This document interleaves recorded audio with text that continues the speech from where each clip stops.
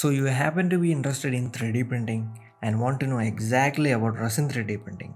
You came to the right spot. It's not a clickbait about India since it's been very hot these days, and before hitting that buy button, you definitely need some heads up. So let's get started.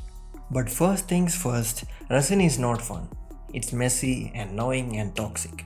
For hobbyists, starting with a standard 3D printer might be a better choice. Now, on to the first one, setting up your own mini lab. Yes, you heard that right. A dedicated space is a must. Think top floor hall with cross ventilation and stock upon the essentials like gloves, alcohol, funnel, especially alcohol. You can buy them from Amazon. If you find it locally, then let me know in the comments. Materials like gloves and mask are non-negotiable. Optional gear like glasses and aprons can add extra layer of protection.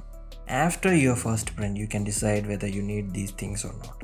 Second, your room should be dark and shielded from sunlight with thick curtains. Since sunlight has UV rays, it can cure the resin or mess up the prints. Don't keep the printer near the windows.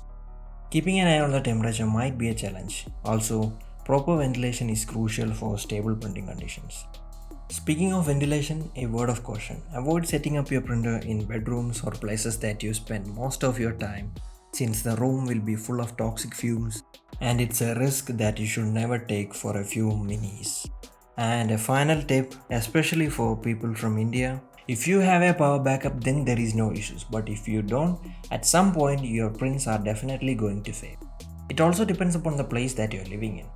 I'm living in Kerala and I have been facing these issues. I'm just letting you know that the print can't be resumed from where it was left off. Once you're all set planning, it's time to shop.